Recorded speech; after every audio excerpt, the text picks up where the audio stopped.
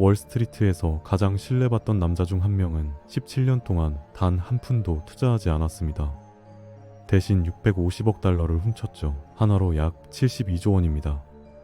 나스닥 회장을 3번이나 한 그가 어떻게 역사상 최대 사기를 저질렀을까요? 성공한 사람은 범죄를 저지르지 않는다는 믿음이 세상에서 가장 위험한 착각인 이유를 오늘 보여드리겠습니다. 버나드 메이도프 이야기입니다.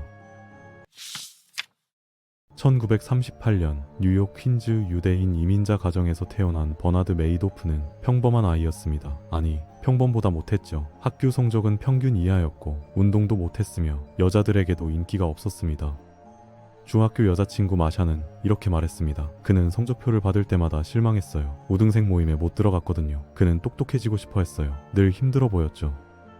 마샤는 결국 버니와 헤어졌습니다. 자신에게 어울릴 만큼 똑똑하지 않다고 생각했기 때문입니다. 이 거절은 그가 평생 증명하려 했던 방향을 바꿨습니다. 그는 깨달았죠. 성적표로 증명할 수 없다면 돈으로 증명하겠다고. 고등학교 때 그는 수영부에 들어갔고 인명구조원과 스프링클러 설치 노동자로 일하며 돈을 모았습니다. 통장 잔고가 불어나자 그는 처음으로 자신감을 느꼈습니다. 돈이 성적보다 강하다는 걸 깨달은 겁니다.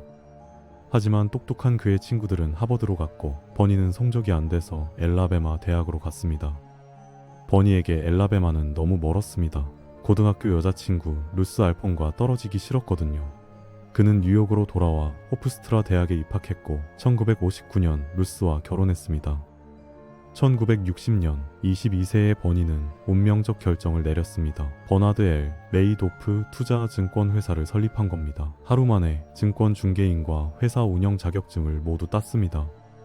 장인 사울 알폰에게 5만 달러를 빌렸고 사울의 회계사무소 한쪽에서 사업을 시작했죠.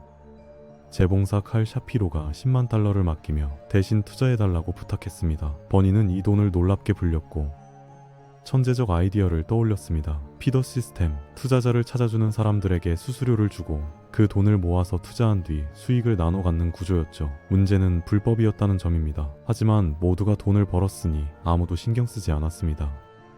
1966년 버니와 루스는 롱아일랜드 교회로 이사했습니다. 두 아들 마크와 앤드류가 태어났고 사업은 승승장구했습니다. 1970년 버니는 사무실을 뉴욕 증권거래소 한 블록 거리로 옮겼습니다. 그리고 컴퓨터 혁명을 받아들였죠. 그는 신시내티 증권거래소가 컴퓨터 시스템을 도입하도록 적극 추진했습니다. 이 노력은 나스닥 자동화 시스템 발전에 큰 기여를 했습니다. 나스닥은 전 세계 거래자의 시세를 실시간으로 보여주며 증권거래소 판도를 완전히 바꿔놓았습니다.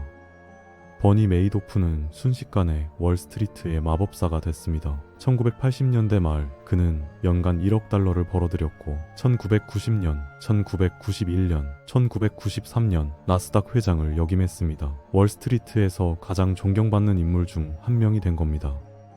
그런데 바로 이 시기 그는 또 다른 사업을 시작했습니다. 그의 법정 증언에 따르면 1990년대 초부터 폰지 사기를 시작했다고 합니다. 하지만 연방검사들은 훨씬 이전인 1970년대부터 불법적으로 투자금을 모아왔다고 주장합니다. 폰지 사기는 간단합니다. 신규 투자자의 돈으로 기존 투자자에게 수익을 지급하는 겁니다. 실제로는 투자하지 않죠. 하지만 수익률이 좋다는 소문이 퍼지면 새 투자자들이 몰려들고 사기는 계속됩니다. 물론 사기꾼은 막대한 수수료를 챙기고요. 메이도프의 천재성은 여기 있었습니다. 첫째, 그는 투자자를 선별했습니다. 당신은 자격이 안 돼라고 거절하면 사람들은 더 간절해집니다. 2000년대에는 그의 펀드에 투자하는 것 자체가 특권이었죠. 둘째, 연 수익률을 12% 정도로 정했습니다. 50%면 의심받고 5%면 매력 없습니다. 12%는 믿을만하게 좋은 완벽한 숫자였습니다. 게다가 매달 꾸준히 플러스 수익, 변동성이 전혀 없었죠.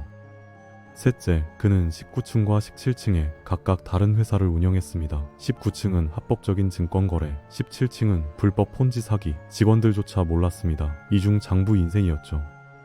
그런데 왜 그랬을까요? 그는 법정에서 이렇게 말했습니다. 내 생활 방식과 가족의 생활 방식을 유지하기에 충분한 돈이 있었습니다. 이런 일을 할 필요가 없었어요. 왜 그랬는지 모르겠습니다. 1억 달러를 합법적으로 벌면서 왜 불법을 저질렀을까요? 그는 법정에서도 이유를 설명하지 못했습니다. 정상에 오른 뒤 더 이상 증명할 게 없어진 상태였을지도 모릅니다. 메이도프와 그의 부인 루스는 1991년부터 정치권에 거액을 기부했습니다. 민주당 상원선거위원회에 수만 달러를 쏟아부었죠. 그는 증권산업금융시장협회 SIFMA에서 중요한 직책을 맡았고 2000년대에만 5만 6천 달러를 기부했습니다. 하나로 약 7천만 원이죠. 그의 지위가 가져다준 명성과 카리스마 덕분에 사람들은 그를 신뢰했습니다. 천재 투자자라는 명성이 더해지자 사람들은 그에게 투자하고 싶은 유혹을 뿌리칠 수 없었죠. 하지만 경고는 있었습니다. 1992년 사울 알펀의 회계회사에 투자했던 사람들이 수익률이 너무 일정하다는 점에 수상함을 느꼈습니다. 그들은 SEC 미국 증권거래위원회 증권시장을 감시하는 정부기관에 부정행위를 신고했습니다. 투자금은 반환됐지만 더 이상의 조치는 없었죠. 1999년 옵션 거래회사 램파트 투자관리의 최고 투자 책임자 해리 마코폴리스는 메이도프의 재무제표를 분석하라는 지시를 받았습니다. 그는 단 4분 만에 사기를 알아챘습니다. 가격 변동성이 전혀 없었거든요. 금융 투자에서 변동성 없는 수익은 불가능합니다. 그는 메이도프가 폰지 사기를 치고 있다고 확신했습니다. 2000년 봄 마코폴리스는 SEC에 정식으로 신고했습니다. 하지만 SEC는 아무런 조치를 취하지 않았습니다. 2001년 그는 더 자세한 보고서를 제출했습니다. 또다시 무시됐죠. 2004년 SEC 소속 변호사가 메이도프의 행위를 조사한 결과 여러 의심스러운 점을 발견했습니다. 하지만 변호사에게 조사를 중단하고 다른 일에 집중하라는 명령이 내려졌죠. 왜일까요? 공교롭게도 SEC 고위 관계자가 메이도프의 조카 샤나 메이도프와 연인 관계였습니다. 시스템이 그를 보호한 겁니다. 아니, 그가 시스템 그 자체였으니까요. 메이도프는 2000년대 중반까지 계속 투자금을 끌어모았습니다. 하지만 2008년 경제 위기가 왔습니다. 9월 29일 주식시장이 폭락했고 투자 펀드는 완전히 문을 닫았습니다. 더 심각한 건 사람들이 원금과 수익을 요구하기 시작한 겁니다. 하지만 버니의 JP모건 체이스 계좌에는 돈이 없었습니다. 그는 약 70억 달러의 빚을 졌지만 실제로 갚을 수 있는 돈은 2억에서 3억 달러에 불과했죠.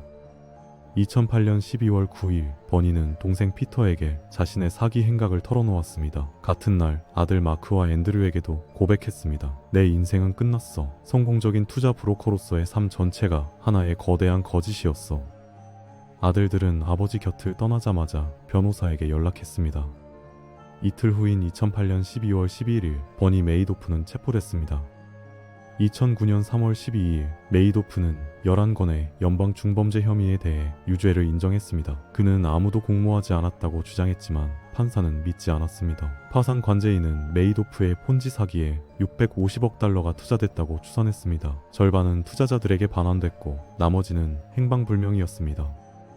2009년 6월 29일 판사는 메이도프에게 150년 징역형을 선고했습니다. 당시 71세였던 그는 201세에 출소 예정이었습니다. 판사는 선고 당시 이렇게 말했습니다. 이는 극악무도한 악행입니다.